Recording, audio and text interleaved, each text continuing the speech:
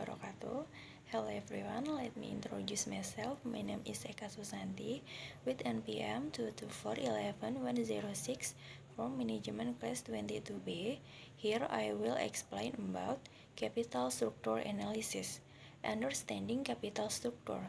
Balance or comparison between foreign capital, long-term and short-term debt, and own capital, retained earnings, and company ownership participation. Capital structure is a combination of debt and equity in the company long-term financial structure. Unlike the debt ratio or leverage ratio, which only describe the long-term target composition of debt and equity in the company. According to financial expert E.M. Pandey, capital structure refers to the mix of long-term funding sources such as debentures, long-term debt, preference share capital, and equity share capital, including reserves and surplus. Capital structure is the balance or comparison between own capital and foreign capital. In this sense, own capital is retained and owned by the company, while foreign capital is in the form of short-term debt or long-term debt. Purpose and function of capital structure. Capital structure management aims to combine permanent funding source used for operational activities, which will maximize company value, maximizing returns. Well-designed capital arrangements provide scope to increase earnings per share, so as to maximize return to equity shareholder and recover borrowing costs. Reduce financial risks. The correct structure can balance the debt and equity of a business. That's why it can help companies manage and reduce financial risks. Minimizing capital costs. Capital structure can provide strategic long-term debt capital planning for the company. Thus, it can help minimize capital costs. Optimizing fund utilization. Good and systematically structured capital management helps companies produce optimal output from available funds. Assisting with company tax planning. For companies that cost debt funds, good capital management can help reduce tax benefit and savings, thereby reducing borrowing costs. Flexibility. A good capital structure can facilitate the expansion or contraction of debt capital to suit the company's strategy and condition. Solvency. Good structural management can help maintain company liquidity because unplanned debt capital can cause interest payment expense, which can reduce the company cash. Increasing company value. A healthy capital structure can attract the attention of investors to invest share in a company. That's why it can increase the market value of the company shares and securities. Capital structure theory. There are several basic theories for implementing capital structure. There are 5 theories that need to be known: traditional approach theory, Modigliani and Miller approach theory, trade-off theory in capital structure, Peirce order theory, as well as information asymmetry and signaling theory, and agency theory. Traditional approach theory. This theory states that there is an optimal capital structure. This means that structure has an influence on company value, where the structure can be changed to obtain optimal company value. Modigliani and Miller approach theory. This theory was named by its originators, namely Franco Modigliani and Merton Miller. This theory is divided into two, namely the theory without taxes and the theory with taxes. Modigliani and Miller's theoretical approach to tax states that structure is irrelevant to company value. The value of two identical companies will remain the same and will not affect the financial choice adopted to finance the asset. Modigliani and Miller then put forward assumptions to both their theory. no because investor can borrow at the same interest rate from the company, and investor have information similar to management about the company prospect in the future. This theory also said that there are no back-to-equity costs in the capital structure. Asset can be sold at market value if back-to-equity occurs. Earnings before interest, EBIT, is not influenced by debt, and investor are pre-tax.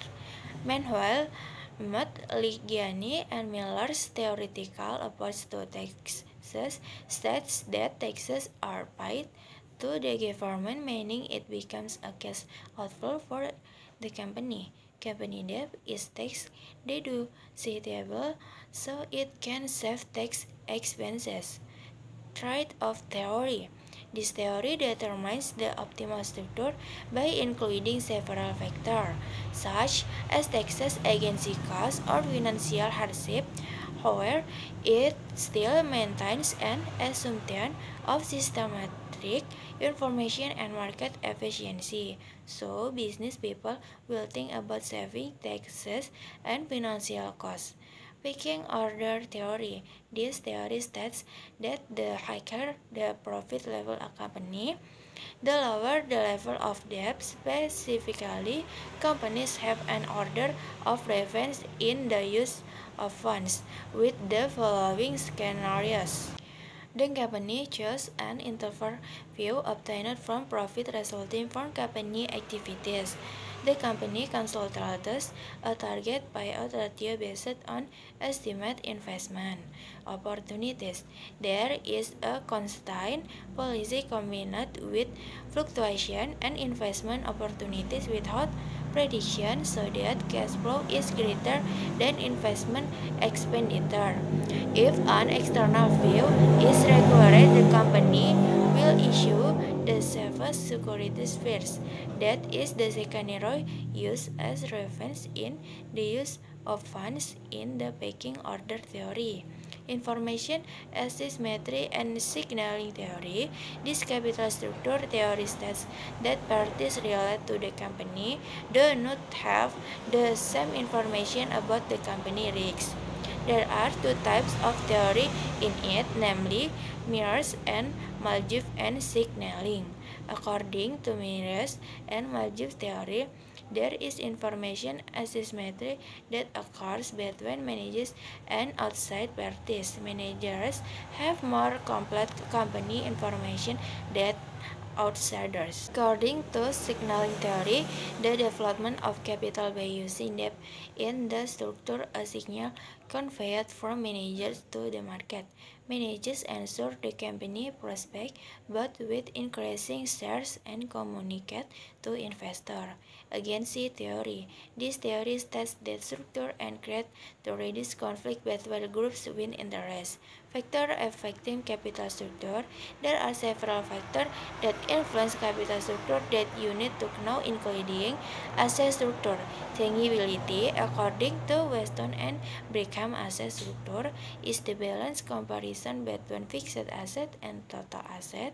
Then, according to Shamsuddin, asset structure is the determination of the amount of fund allocation for each asset component, both fixed asset and current asset. Generally, industrial companies where most of their capital invest fixed asset will prioritize meeting capital from permanent capital, which means their own capital.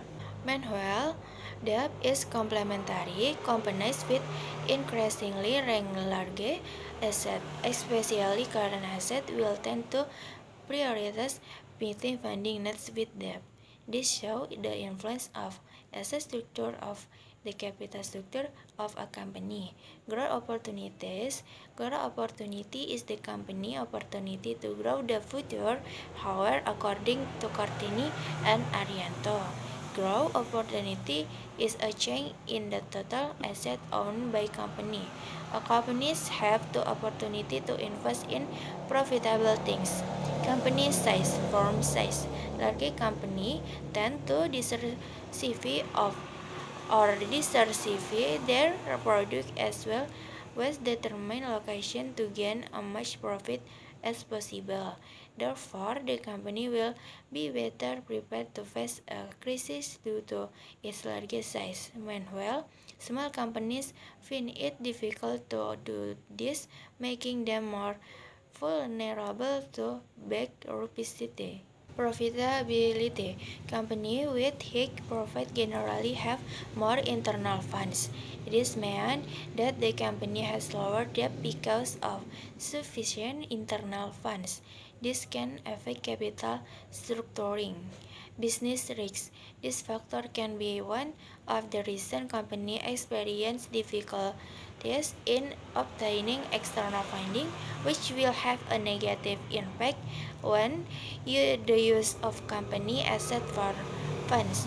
Difference in capital structure, financial structure, and asset structure.